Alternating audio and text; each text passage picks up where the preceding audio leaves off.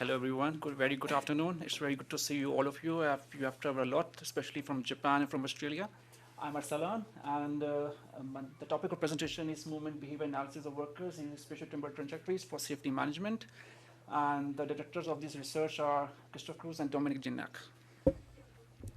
So the typical outline of presentation, starting from the problem statement, then we have some significance of the study, then the proposed framework that we have developed for the worker behavior modeling, and then some conclusion and some future works. The problem statement is very simple. We have to improve the safety of the workers that are working on construction sites. Why we are targeting construction sites? Because of the dynamic environment.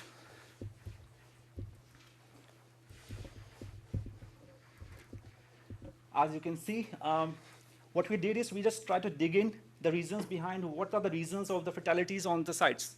So we came to know this kind of a triangle, which tells you about the unsafe behaviors that leads to the near-miss incidents. Near-miss incidents are the incidents that, based on the opportunity factor, they convert into the first-rate injuries. And you can see the ratio, like many countless unsafe behaviors turn into the near-miss incidents.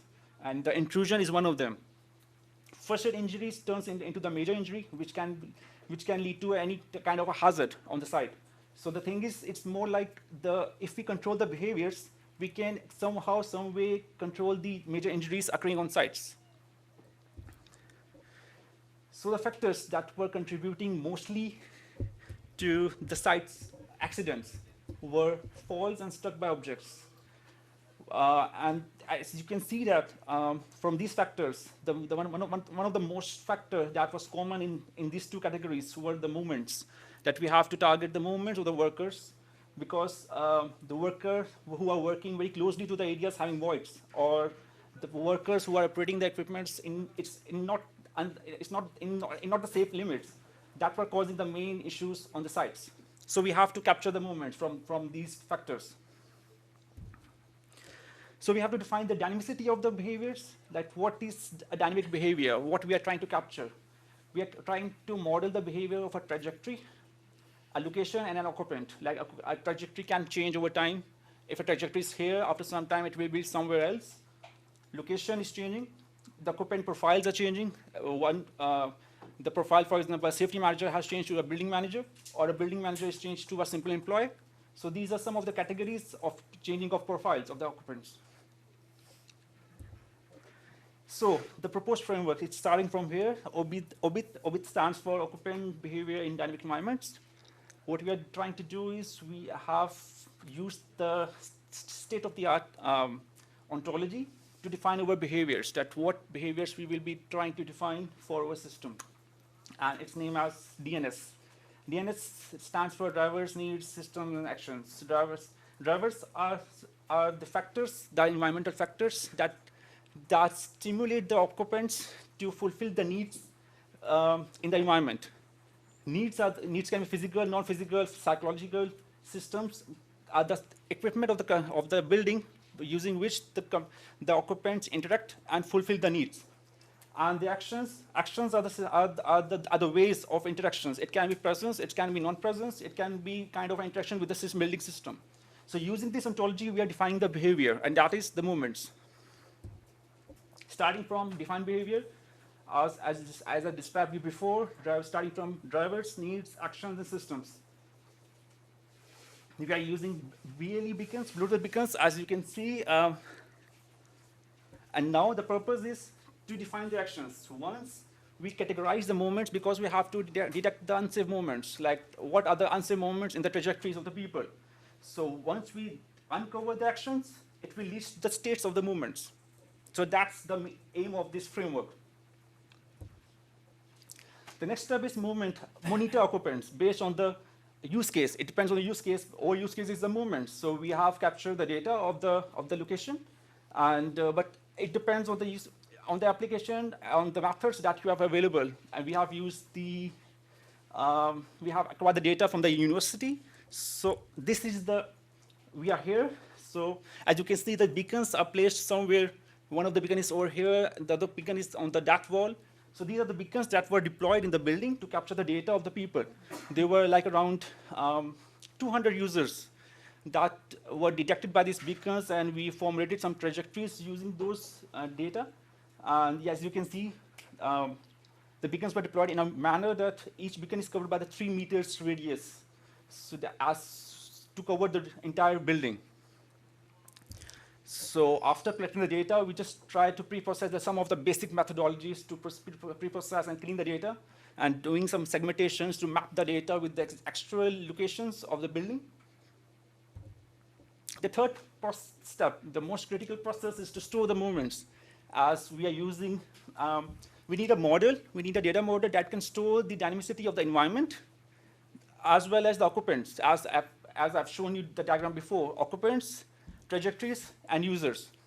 So this is the model that we are using, the stride model, that is storing spatial, time, and semantic information during the building evolution. So all the moments will be captured and will be stored in this model. Sorry, yeah. This is the model schema. This is a graph. Not that complex kind of a graph, but a simple graph which has user, trajectory, and a time slice. In case of any change in the geometry, time, and semantics, the alphanumeric properties, it will generate a new time slice, and a new graph will be constructed, but it will be all linked. These are some of the examples of trajectories of 2 users. Trajectory of maintenance user 1, and as you can see, different locations have been tagged. These are time slices. And what the time slice actually look like is like this. That it has a start date, end date, it has the lifespan for which it is valid for. So the fourth step, the modeling process. How we will discover, how we will explore the states of the actions, of the movements. So we are using, for our case, we have used hidden Markov model to segment the data.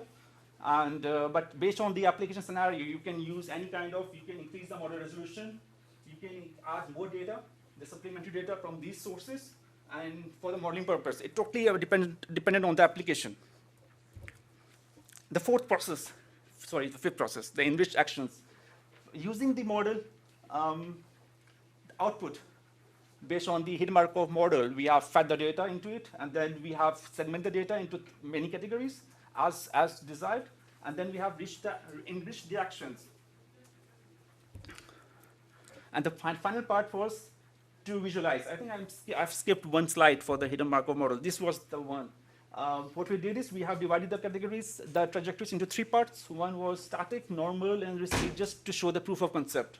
But you can increase or decrease the values or the states as you like. As you can see, there are 3 states, and the trajectories have been divided into 3 states. So to visualize these movements, we have used BIM model. This is the picture of a BIM model. Like, as you can see, there are different colors that we have described. It depends on the quantity of the movements. That if we have certain number of movements, we can have red color, then blue, and then there's no blue in green or yellow. So we have categorized the states using BIM model. The reason of using this kind of schema is like it's becoming one of the standard in the construction industry. It's AEC industry, architecture, engineering, and construction industry. So we are just trying to use that BIM model to have the data of the building and to enrich the data using our framework. So that was the last. You can see the visualization that will be visible to the safety managers or building supervisors. So the conclusion, just for the proof of concept, we have worked on the movements, and we have showed the process of capturing, modeling, visualization of the system. But for sure, for the modeling, for the understanding of the human behavior, it's not that simple. We have to have more sensors. We have to have more modes, different kinds of modes that can have the ability to capture the different data. So if someone wants to read more on the framework that has been described before, you can refer to this publication. And the data that has been collected by these beacons, you can download it from here. The link is visible, I guess, to everyone. So yeah, it was all. Thank you so much for your attention. If you have any questions, you are welcome.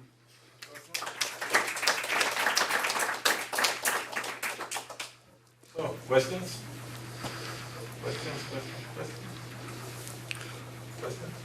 No? Do you have a question? just wondering, how is risky movement defined for you? Risky movements, You mentioned steps and angle. Definitely, what we did is there are two parameters, one is step and one is angle. So based on the step and angle, because the movement can be defined by these two parameters. Is that? It's a standard. How did you, oh, it's a standard. Okay. It's a standard. I thought speed might be in there as well. You said. Step and depth is a speed. Actually. Oh, okay, yeah. Because I showed a slide before. Yeah, this one.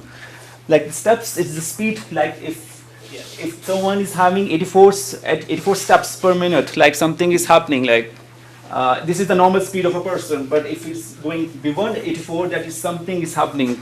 That is not safe. So we have used these directions and the distance that has been covered to define the states. Yes, please. Just curiosity, right? So those beacons are quite expensive, I'm assuming. So couldn't you reconstruct those movements from just Wi-Fi routers? These beacons are working with the Wi-Fi routers.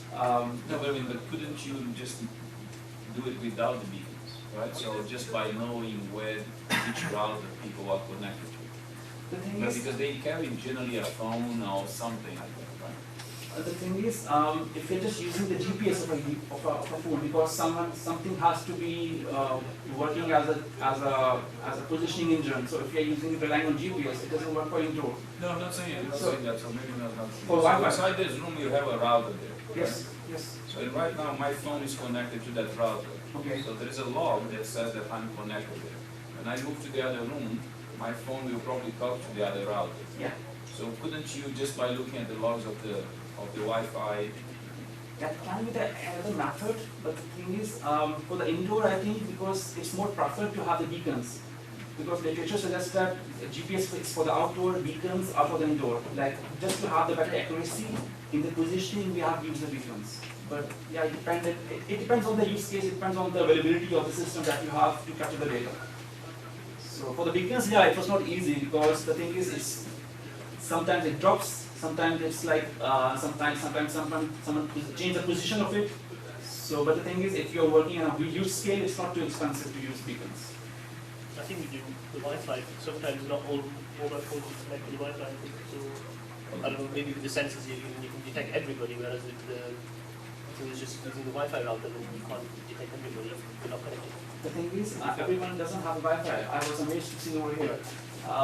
There are still people having, they don't have smartphones.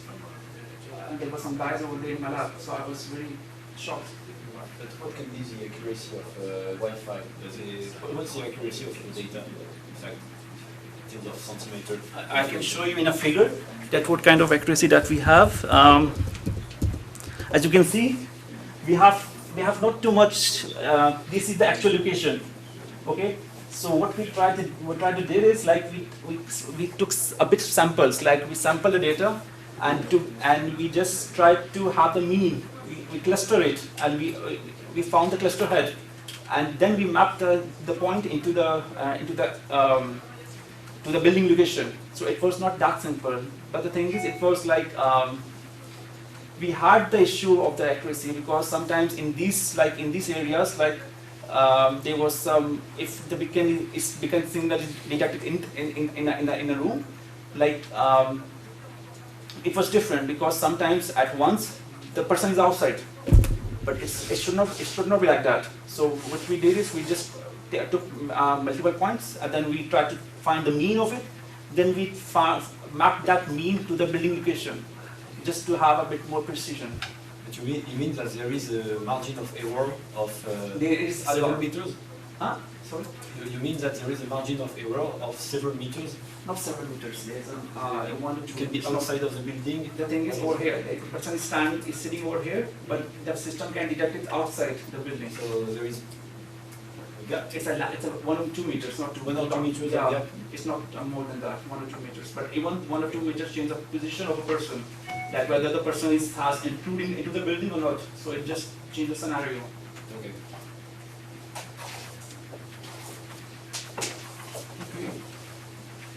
Other questions? No? So let's thank the speaker again. Thank you.